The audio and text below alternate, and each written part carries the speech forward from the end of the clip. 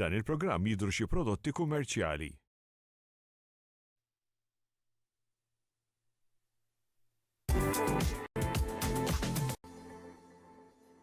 Nilqakom lura magħna, grazzi tal-li qegħdin nissegwu niskata u għandna l-aħħar mistieden fuq is-sufan li huwa mistieden regolari fil-programm tagħna drajnieh jiġi iżur il-programmi tagħna Kane Side li huwa manager għall komunikazzjoni Fondazzjoni Lob Responsabbli sabiex miegħu illum ħanitkellmu ftit anki dwar l-attività propju anki tal-lob tal-azzard, il-gambling li tan nisimgħu dwaru. Kif aħna Kane? Nsallim lek, Angela, u nsallim l-telespettaturi. L-istess. Sfortunatament bqajna nisimgħu dwarha, bqajna naraw persuni illi għandhom il-vizzju tal-lob u sfortunatament ma jaċċettawx il-fatt illi il-vizzju qiegħed hemm. Ekku, Angela, il-lob tal-azzard u attività li jinvolvi riskju. Il-riskju li inti se titlef flusek. Issa, it-teħid ta' riskju, risk-taking, tista' tgħid li huwa ingrained fin-natura tal-bniedem. Kull attività. Ejja ngħidu iżidlek l-adrenalina u allura forsi dak li jkun għal dak il-perjodu jħossu tajjeb. Ekku, issa ħa nispjega għaliex f'dak il-perjodu qassir iħossu tajjeb il-bniedem. Il-teħid tar-riskju number one huwa ingrained, ġifieri kull attività li aħna nipparteċipaw fiha fil-ħajja tagħna tinvolvi tip ta' riskju. Jekk hux ħa nilagħbu slot machine mod, jekk hux ħa nirkbu motur, mod ieħor. Kull delizzju għandu tip ta' riskju. Issa importanti li nżommu bilanċ f'dak ir-riskju. Inti semmejt li xi kultant ir-riskju iżidlek l-adrenalina u jtik pjaċir. Il-teħid tar-riskju joħloq kimika fil-moħħ, Angela, li jinsejħula dopamina. Li din il-kimika tipprovdilek l-istess pjaċir. Bħal meta, eżempju, tiekol il-platt favorit tiegħek. Nerġa' nirrepeti, importanti li ir-riskju f'ħajjitna nżommuh f'bilanċ. Il-problematiċi jibdew jinqalgħu meta persuna jirriskja darba f'bilanċ, jirriskja t-tieni darba, jirriskja t-tielet darba, ir-riskji jibdew jiżdiedu. Normalment din l-attività, il-risk-taking eżaġerat eċċessiv insibuh sfortunatament fil-lob tal-azzard. Li huwa wkoll delizzju, imma jibqa' delizzju sakemm nipprattikaw kif dejjem nirrepeti b'responsabbiltà. X'jiġifieri? Imbagħad tispiċċa vizzju. Ekku għaliex jekk ma nżommux kontrolli fuq kemm nonfqu u kemm inqattaw ħin f'din l-attività, hemmhekk iva kif qed tgħid inti jista' jagħti l-każ li tibda tinfetaħ it-tieqa għal patoloġija, għal vizzju. Fejn sfortunatament il-bniedem l-aktar attività li tibda tagħtih gost, tagħtih pjaċir li żżidlu d-dopamina tkun il-lob tal-azzard. Minnu l-aktar suscettibbli li ikollu anki problema ta' vizzju illi tilab b'responsabbiltà ftit jew wisq ejja ngħidu tgħaddi, imma li tispiċċa taqa' vittma tal-vizzju tal-lob tal-azzard hija xi ħaġa oħra.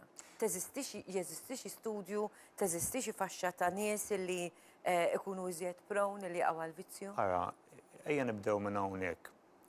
Il-maġġoranza tan-nies li jipprattikaw il-lob tal-azzard, il-gambling, kemm land-based u kemm online, iva kapaċi jżommulek il-bilanċ, kapaċi jkunu responsabbli u jilagħbu f'attività rekreazzjonali u ta' divertiment li jiena dejjem insostni li ma fiha xejn ħażin. Imma ikun hemm dik il-faxxa ta' nies li sfortunatament jaqbżu dik il-linja tal-kontroll. Il-Fondazzjoni Lob Responsabbli ħadmet fuq riċerka li kopriet is-sena 2018-2019 parti mill-Project Take Action li bħalissa qegħdin naħdmu ħafna fuqu, U l-ħankunu se nibdew kampanja ta' għarfien fil-jiem li ġejjin li sibna li l-maġġoranza tal-persuni li jilagħbu lob tal-azzard b'mod eċċessiv huma maskili, huma ta' bejn l-età 25 u 34 sena, għandek dik il-faxxa ta' nies li ma jaħdmux, li Għax forsi jkollhom ħafna iżjed ħin fuq idejhom. jista' jagħti l-każ jew ikunu qegħdin jistudjaw, jista' jkunu wkoll ikunu għadhom studenti. Primarjament fuq dawk it-tliet punti. Ukoll li l-maġġoranza jkunu qegħdin isofru Anġela minn problemi mentali. U jista' jagħti l-każ ukoll li jkunu qegħdin ibatu minn vizzju li wassal għall-lob tal-azzard. Nisimgħu b'każi fuq il-linja ta' għajnuna nazzjonali tagħna 1777 fejn il-persuna tkun qed tbagħti mill-vizzju tad-droga, imbagħad tidħol vizzju ieħor sfortunatament tnaqqas mid-droga u tidħol vizzju ieħor tal-lob tal-azzard. Jiġifieri vizzju jġib il-ieħor. Dawk huma faxex ta' nies li sfortunatament ikunu aktar suscettibbli għall-lob tal-azzard eċċessiv. Hemm sinjali li wieħed forsi jinnaf joħorġu xi feelers illi tal-madwar jibdew jirrealizzaw li hemm problema? Iva, ansjetà żejda. Mill-persuna li tkun qed Iva, il-persuna jibda juri li huwa ansjuż, jibda jikdeb, meta fin-normal tiegħu ma jkunx persuna ta' gideb, ikun stressjat ħafna, jibda jgħix kif dejjem nispjega f'ħolma, ikun aljenat mir-realtà, ma jagħtix pereżempju każ il-ħin ma' uliedu pereżempju, il-ħin mal-partner tiegħu. L-unika xewqa li tkun ġo moħħu hi li jerbaħ dak li tilef. U il-ħolma xi tkun, Anġela, biex intejjeb li l-nifsi, biex ikolli karozza aħjar milli għandi, biex ngħix stil ta' ħajja aktar komda. Ġifieri dawn huma kollha punti li waslu għal persuna biex joħlom aktar u jilgħab aktar bit-tama li jgħix dik il-ħolma. U rridu ngħidu oħra, għaliex meta jkollok persuna li tibda forsi bi ftit u tibqa' żid addirittura tispiċċa vizzjat, mhux biss tbati imma jbatu anke l-membri tal-familja. Inti semmejt it-tfal. Jekk daw se jkunu qegħdin jilagħbu u jonfqu kull ma jkollhom, se jbati kulħadd. Ekku, nisimgħu każijiet, m'hemmx għalfejn neħbew wara subajna meta s-somom tal-lotteriji jkunu għoljin, jippreferu jirriskjaw ammont ta' flus aktar mis-soltu biex bit-tama bil-ħolma li jerbħu u sfortunatament ikunu qegħdin jonqsu milli jipprovdu l-elementi neċessarji l-tfal tagħhom. Irrid ngħid li l-fondazzjoni qed tagħmel ħafna xogħol siwji anki fost dawn il-persuni għalhekk jekk hemm xi telespettaturi forsi jixtiequ li jkollhom aktar għarfien u jiena nemmen li anki mhux il-vittma biss imma anki n-nies tal-madwar għandhom ikunu jafu jiena is-sinjali bħalma semmilna kejn hemmhekk hemm l-indirizz tal-website, jiġifieri dak li jkun jista' jidħol fuq is-sit elettroniku anki tal-fondazzjoni u hemmhekk hemm ħafna informazzjoni interessanti li wieħed jista' jakkwista biex finalment anke ċertu sinjali illa li aħna ngħidu il-persuna involuta jew in-nies tal-maħbubin tagħhom they are the last to know jew li jirrealizzaw li jista' jkun hemm problema. Ekku.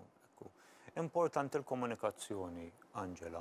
Fuq dak il-website li qed dak l-indirizz elettroniku li qed taraw fuq l-iskrin tistgħu taċċessaw u barra mill-informazzjoni tistgħu tiġbru mill-website tagħna tistgħu titkellmu mal-istaff tagħna permezz tal-online chatline.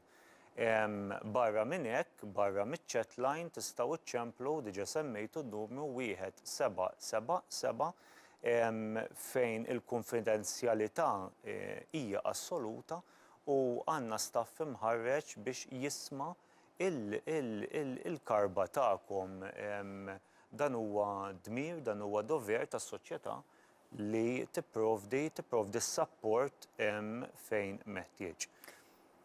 Jekk hemm xi telespettaturi tagħna bħalissa u qed jisimgħu anki din id-diskussjoni tagħna u jafu lil xi ħadd li jista' jkun jew għandu dan id-delizzju imma mhux vizzju jew addirittura għandu il-vizzju. X'parir tagħtihom? Iva, il-punti bħalma qed ninformakom hawnhekk illum huma varji u ta' min li wieħed jismagħhom.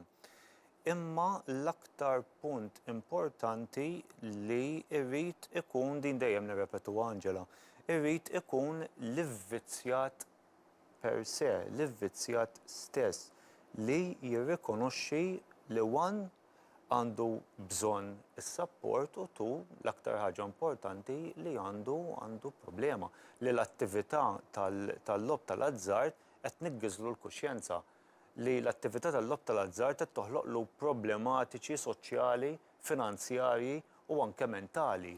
U hemmhekk forsi jibda jirrealizza li hemm il-problema. Ekku, u għalhekk nerġa' nirrepeti li l-komunikazzjoni hija importantissima għaliex kif nirrealizzaw importanti li nikkomunikaw ix-xewqa tagħna li naqilbu l-folja ta' ħajjitna l-pożittiv mal-persuni tal-madwar, mal-maħbubin tagħna. Allura importanti li l-ewwel ħaġa nitkellmu mal-maħbubin tagħna u mbagħad jekk hemm bżonn il-maħbubin tagħna iċemplu għas-support f'isimna. U aħna naħdmu mentitajiet varji, Angela dejjem insemmihom u nirringrazzjahom minn hawn, Setqa, Caritas, eċċetera. U barra minn hekk persuna tista' tagħmel appuntament għall-esklużjoni. Interessanti di forsi nfakru x'inhi esklużjoni. Iva, esklużjoni persuna tkun tista' timblokka lilha nnifisha minn każinos, ħwienet tal-lob u swalli tat-tombla kollha liċenzjati mal-Awtorità Maltija għall-lob. Jiġifieri aħna nemmnu li l-esklużjoni. Ikollna nies li jiġu on their own free will illi jitolbu biex jiġu esklużi? Iva, ikonna każijiet. Normalment il-persuna tiġi dara mal-ħajt mhux ħażin, imma ikonna persuni li jiġu minn raju. U trattament, x'tip ta' trattament jingħata lil dawn il-persuni? Ara bħala trattament. Meta naturalment ikun hemm xi ħadd li vera jaċċetta li għandu problema. Ara bħala trattament aħna dejjem ninformaw lil min ikollu bżonn li l-ewwel ħaġa jikkonsulta ma' professjonist u jitkellem ma' professjonist.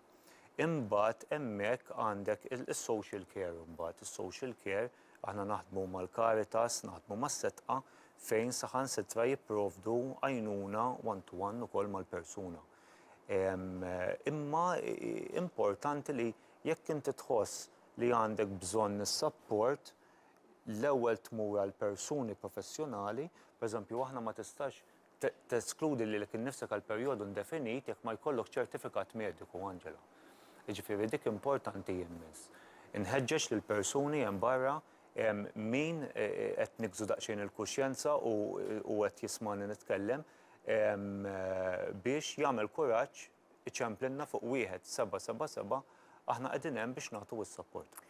Kejn, grazzi ħafna, ma nafx hekk se nerġa' narak sa tmiem din l-iskeda. Iva, nerġgħu niltaqgħu jekk Alla jrid ħanerġgħu niltaqgħu biex nikkonkludu anke dan is-suġġett f'din l-iskeda ta' programmi niskata. Grazzi Kejn. Grazzi lilek, Angela. U nawguraw li telespettaturi tagħna tiddejqux jekk ikun hemm bżonn 1777 in-numru fejn wieħed jista' jitlob l-għajnuna f'każ li jkun hemm xi ħadd li jkun għaddej anke minn din is-sitwazzjoni, minn din il-problema, minn din il-vizzju. Grazzi. Ħammorru u nikkonkludu il-programm jiena u Maruxka.